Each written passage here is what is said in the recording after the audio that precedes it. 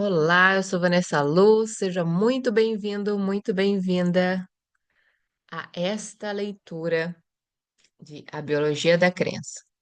Já deixa o seu like e se você ficar até o final, não deixe de ler a descrição desse vídeo. Vamos à supremacia do DNA. Você já deve ter percebido que eu ainda não falei sobre DNA, mas há um motivo. A mudança de carga eletromagnética das proteínas é a responsável pelo movimento que gera o comportamento delas, e não o DNA. Até hoje, não sei como podemos pensar que os genes controlam a biologia. Em A Origem das Espécies, Darwin sugeria que os fatores hereditários eram passados de geração em geração, controlando as características de cada uma delas. A influência dessa teoria foi tão grande que os cientistas acabaram concentrando suas pesquisas em identificar o material hereditário que acreditavam ser a base da vida. Em 1910, análises microscópicas revelaram que as informações hereditárias que passavam de uma geração para outra estavam nos cromossomos, estruturas semelhantes a fios que se tornam visíveis nas células no momento em que elas se dividem em dois filhotes. Os cromossomos são incorporados à organela maior desses filhotes, o núcleo. Os cientistas isolaram então o núcleo, dissecaram os cromossomos e descobriram que os elementos hereditários eram compostos de apenas dois tipos de moléculas: proteína e DNA. Perceberam então que, de alguma maneira, as máquinas de proteína da vida faziam parte da estrutura e da função destas células de cromossomos. A compreensão das funções dos cromossomos se tornou mais clara em 1944, quando os cientistas determinaram que era o DNA que continha as informações hereditárias. As experiências de seleção do DNA foram solenes. Aqueles cientistas isolaram DNA puro de uma espécie de bactéria, que vou chamar de espécie A, e adicionaram esse DNA a culturas que continham apenas bactérias do que chamarei de espécie B. Em pouco tempo, as bactérias da espécie A começaram a apresentar traços hereditários que antes só existiam na espécie A. Quando se descobriu que não era necessário nenhum outro elemento além do DNA para transmitir traços de uma espécie para outra, as moléculas de DNA se transformaram em estrelas da ciência. Faltava então desvendar a estrutura e as funções daquela molécula milagrosa. Moléculas de DNA são longas e têm o formato de um fio. São compostas de quatro produtos químicos que contêm nitrogênio, chamados bases: adenina, timina, citosina e guanina, ou ATCIG. A descoberta de Watson e Kirk, Crick sobre a estrutura do DNA levou à conclusão de que a sequência das bases A, T, C e G explicam a sequência de aminoácidos em uma espinha dorsal de proteína. Watson e Crick, 1953. Estes longos fios de moléculas de DNA podem ser subdivididos em genes isolados, segmentos que fornecem o projeto de proteínas específicas. O código para se criar máquinas de proteína havia sido finalmente desvendado. Watson e Crick também explicaram por que o DNA é a molécula hereditária perfeita. Cada um desses fios é normalmente entrelaçado a outro, uma configuração chamada de dupla espiral.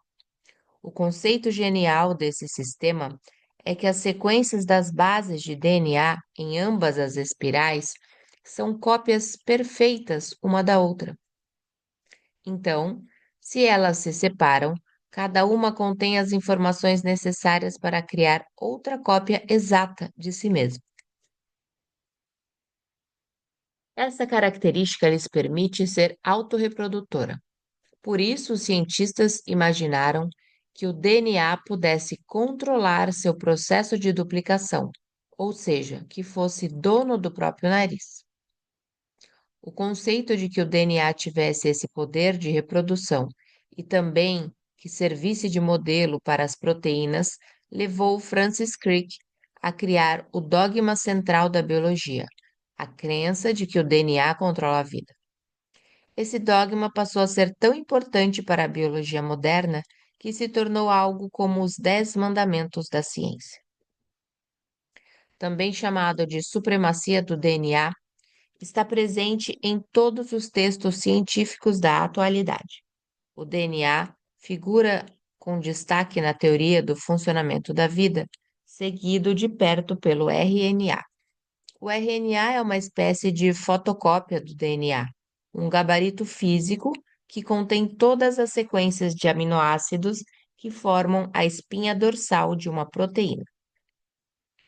O diagrama da supremacia do DNA descreve a base lógica da era do determinismo genético.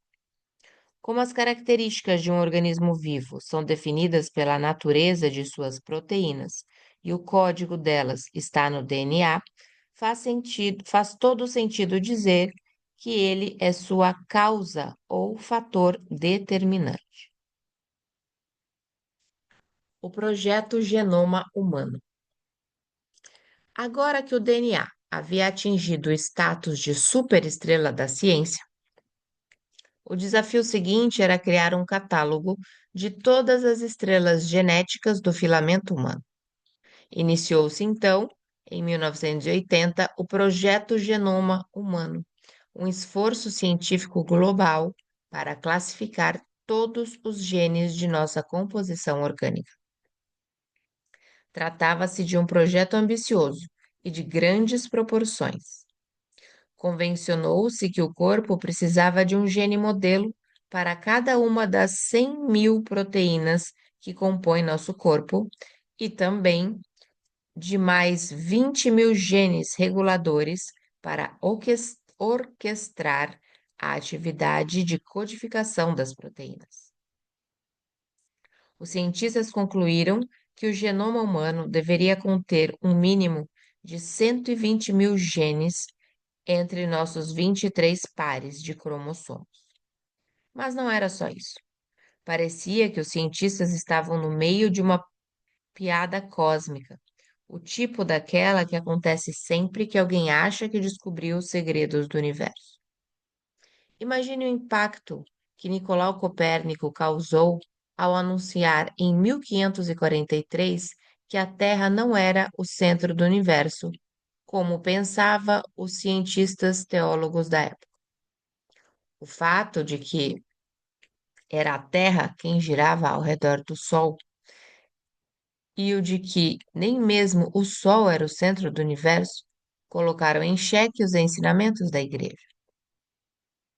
As descobertas de Copérnico deram início à revolução científica ao desafiar o conceito de infrabilidade da Igreja e fizeram com que a ciência a substituísse como fonte de conhecimento e de descoberta dos mistérios do universo.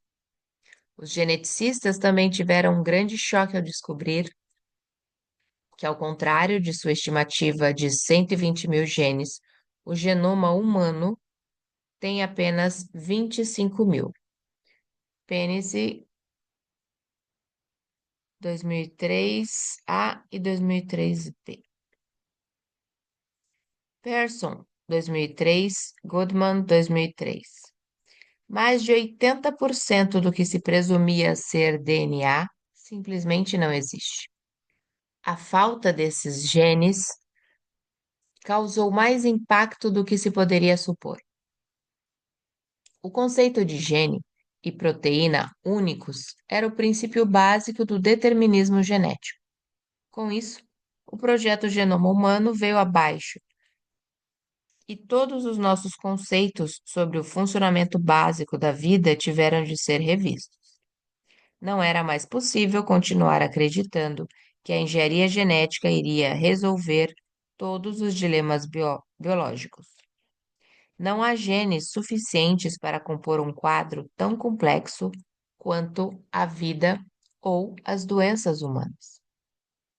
DNA, RNA, proteína.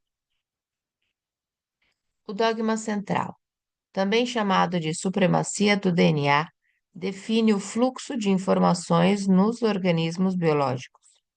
Como indicam as setas, o fluxo segue em uma única direção, do DNA para o RNA e depois para a proteína.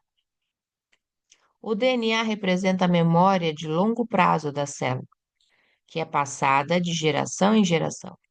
O RNA, uma cópia mais instável da molécula de DNA, é a memória ativa, utilizada pela célula como modelo físico para a síntese das proteínas. As proteínas são os tijolos moleculares que compõem a estrutura e o comportamento das células. O DNA é considerado a fonte que controla as características das proteínas das células.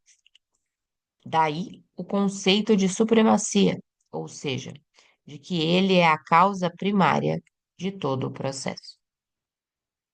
Pode até parecer coisa de estúdio da Disney. O galo Chicken Little anunciando aos berros que o céu está desmoronando e Chicken Big, o galo maior, ajudando a espalhar a notícia. David Baltimore, um dos maiores geneticistas mundiais e ganhador do Prêmio Nobel, fez comentários sobre os resultados surpreendentes do projeto Genoma Humano e de sua complexidade. Baltimore, 2001. A menos que o genoma humano contenha alguns genes invisíveis aos nossos computadores, fica claro que não somos superiores a nenhum verme ou planta em termos de complexidade orgânica ou número de genes. Entender este conceito nos mostra que temos uma imensa complexidade, um grande repertório comportamental, habilidade de produzir ação consciente, incrível coordenação física, reações precisas às variações externas do ambiente, capacidade de aprendizado, memória. Preciso dizer mais? É um desafio para o futuro. Segundo Baltimore, os resultados do projeto Genoma Humano nos forçam a considerar outras ideias sobre o funcionamento da vida. Compreender o que nos torna tão complexos é um desafio para o futuro. O céu está mesmo desmoronando. Além disso, esses resultados mostram que precisamos rever nosso relacionamento genético com outros organismos na biosfera. Não podemos continuar usando os genes para explicar por que os seres humanos estão no topo da escala evolucionária. Parece não haver muita diferença entre o número de genes encontrados em nossa espécie e em outras, a que chamamos primitivas. Vejamos três dos modelos animais mais utilizados nas pesquisas genéticas. O microscópico nematódio chamado Cyanorhabditis elegans,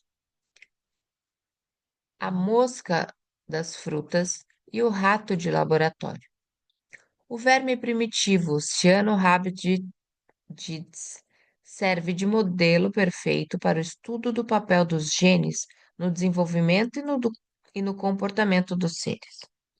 E um organismo que cresce e se desenvolve com muita rapidez, tem um corpo de padrão preciso composto de exatamente 669 células e um cérebro muito simples, de 302 células.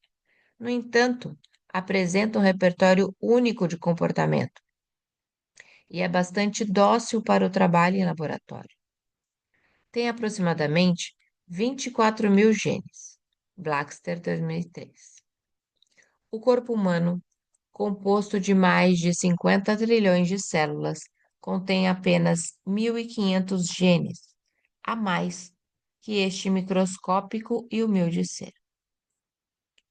A mosca das frutas, outro espécime preferido dos cientistas para esse tipo de estudo, possui 15 mil genes. Blackster, 2003, Seunicker, 2002. Portanto, esta pequena mosca, de organismo muito mais complexo, tem 9 mil genes a menos que o primitivo verme. E quando se trata de comparar homens e ratos, a situação é ainda mais crítica. Temos de passar a tratá-los com mais dignidade, pois os resultados dos projetos Genoma Paralelos revelam que humanos e roedores têm aproximadamente o mesmo número de genes. Biologia celular 101. Depois de todas essas pesquisas, os cientistas já deviam ter concluído que os genes não controlam nossa vida. Por definição, o cérebro é o órgão responsável pelo controle e coordenação da fisiologia e do comportamento dos organismos. Mas será que o núcleo é o cérebro das células? Se a hipótese de que o núcleo e seu material de DNA são o cérebro da célula estivesse correta, remover esse núcleo, um processo chamado de enucleação, causaria sua morte imediata. Mas então, para surpresa geral, maestro, que rufem os tambores. Um cientista arrasta nossa pobre e relutante célula até a área de visão do microscópio e aprende a uma base fixa. Usando um micromanipulador, leva uma micropipeta até a célula e a insere no interior do citoplasma. Aplicando uma leve sucção, o núcleo é aspirado para dentro da pipeta, que é então retirada do interior do citoplasma. Encontra-se então em nossas mãos o objeto do sacrifício da célula, seu cérebro. Mas espere, ela ainda está se movendo. Não pode ser, a célula ainda está viva. O ferimento se fecha, assim como um paciente após uma cirurgia. A célula começa a se recuperar. Algum tempo depois, já está de pé, digo, sob seus pseudópodes. Fugindo do campo do microscópio, esperando nunca mais ver um cientista em sua vida. Muitas células sobrevivem 2 ou 3 meses sem seus genes após esta enucleação, retirada do núcleo. E ao contrário do que se imagina, não passam a viver como autômatos, sem vontade própria. Continuam a ingerir e metabolizar alimentos. Mantém todas as operações de seu sistema fisiológico, respiração, digestão, excreção, mobilidade, etc. Comunicam-se com as outras células e respondem normalmente aos estímulos de crescimento e proteção que recebem do ambiente. Mas, claro, há efeitos colaterais. Sem os genes, as células não podem mais se dividir ou repor as proteínas que perdem com o desgaste normal do citoplasma. Essa impossibilidade de reposição de proteínas citoplásmicas gera disfunções mecânicas que acabam resultando em sua morte. O objetivo dessa experiência é verificar se o conceito de que o núcleo é o cérebro da célula tem validade. Se ela tivesse morrido imediatamente após a enucleação, a teoria estaria correta. Mas os resultados são muito claros. As células enucleadas mantêm seu complexo e coordenado comportamento de manutenção da vida, o que nos leva a concluir que seu cérebro ainda está intacto e em pleno funcionamento. Mas o fato de as células enucleadas manterem as funções biológicas apesar da ausência de genes Não é uma descoberta nova.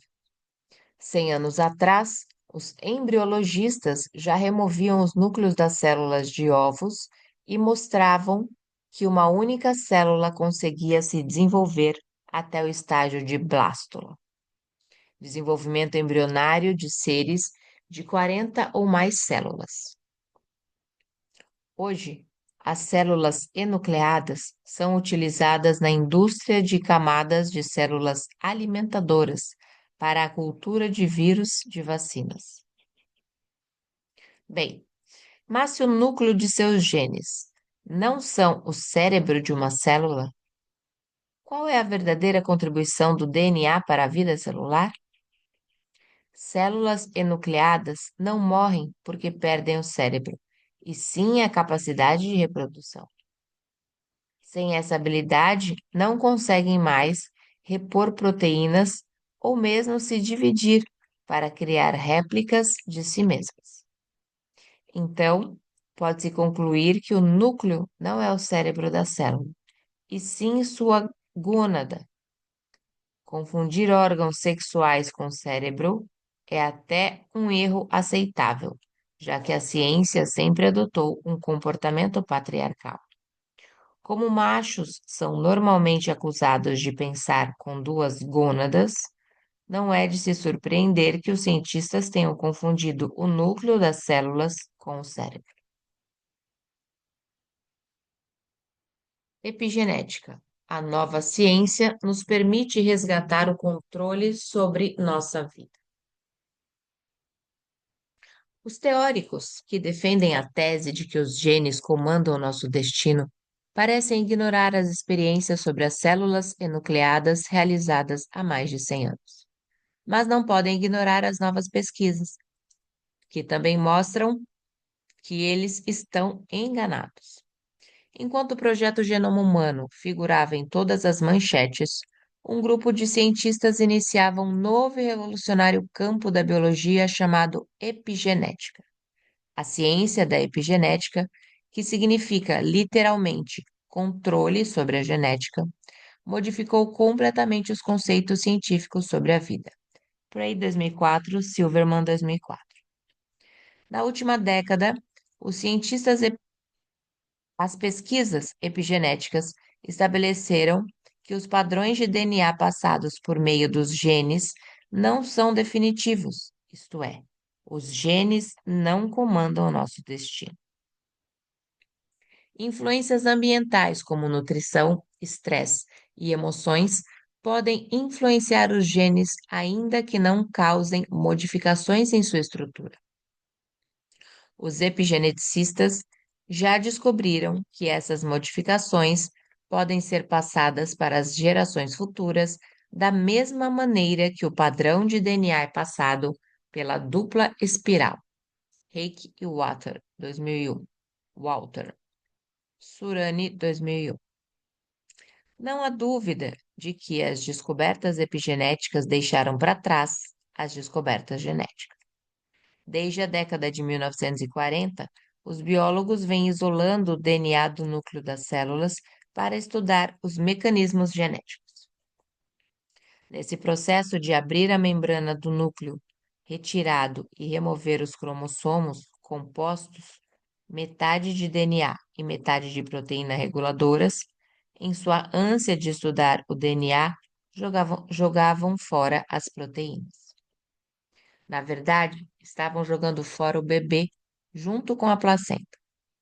Hoje, esse bebê está sendo resgatado com o estudo das proteínas dos cromossomos, que desempenham um papel tão crucial na hereditariedade quanto o DNA.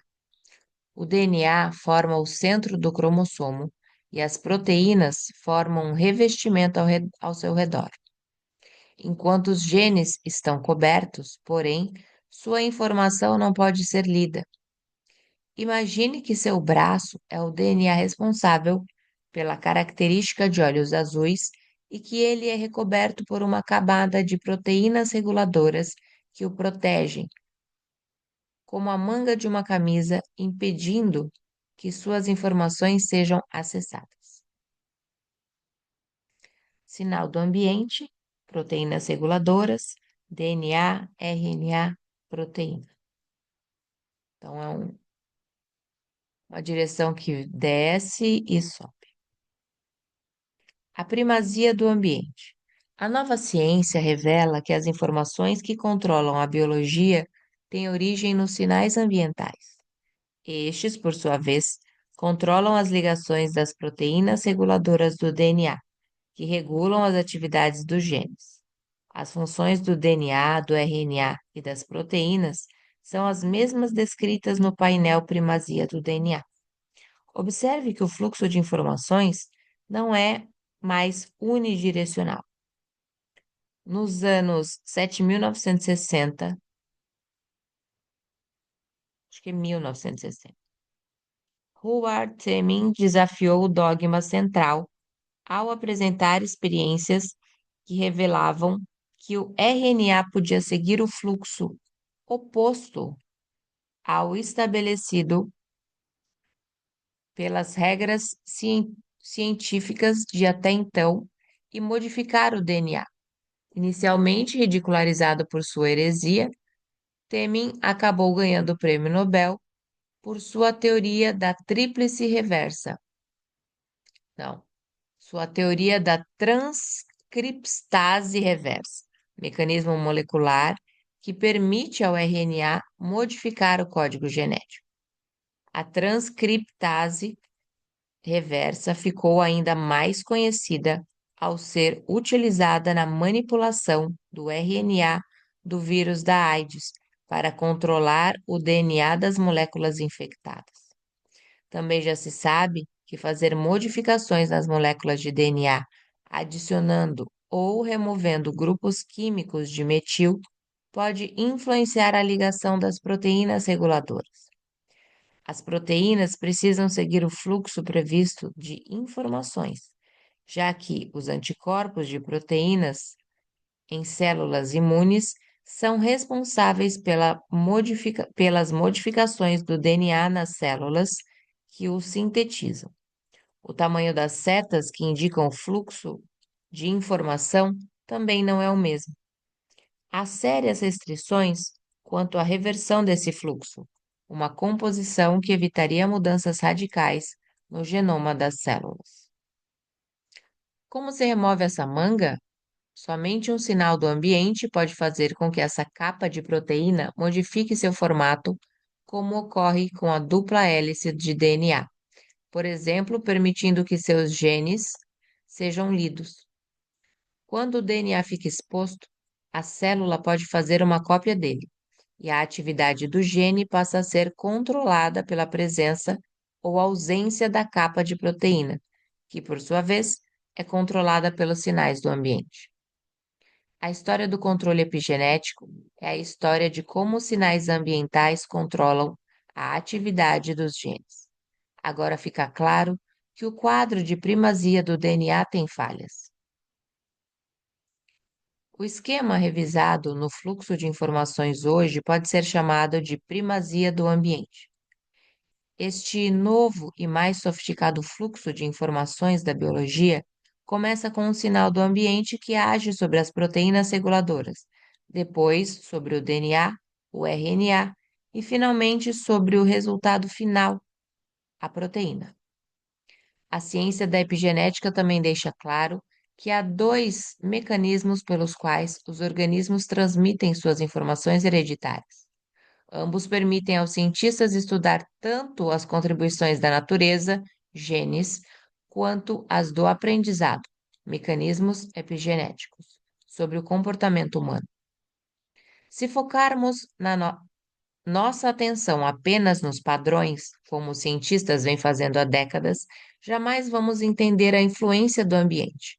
Dennis, 2003, Chakravarti e Little, 2003. Vamos usar uma analogia para tornar mais clara essa relação entre a epigenética e os mecanismos genéticos. Você se lembra da época em que a programação da televisão acabava à meia-noite? Quando os canais saíam do ar, um padrão de teste era exibido na tela. A imagem era semelhante a um alvo de dardos, como na figura seguinte. Imagine que o padrão da tela é o padrão codificado por um determinado gene, como o de olhos castanhos, por exemplo. Os botões e os controles da TV permitem que você modifique a aparência horizontal e vertical da tela. Ligue ou desligue o aparelho e altere características como cor, tonalidade, contraste e brilho. Ao fazer essas modificações, você pode alterar a aparência da tela, mas não modificar o padrão original da imagem. Esse é o papel das proteínas reguladoras. Estudos de síntese de proteínas revelam que os controles epigenéticos podem criar mais de 2.000 variações de proteínas a partir de um mesmo padrão genético.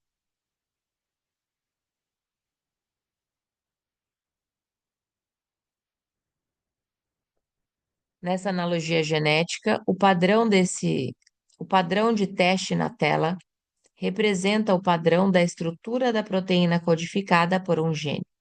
Os controles da TV permitem que se altere a aparência do padrão B e C, mas não o padrão original da transmissão, no caso do gene.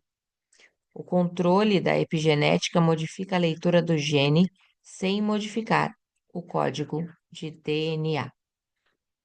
E ficamos por aqui em mais um dia de leitura, de mergulho para dentro de nós, no nosso microcosmo.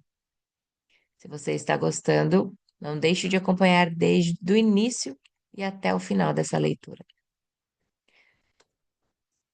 Inscreva-se, dê o seu like e compartilhe com alguém que você saiba que gosta também dessas informações.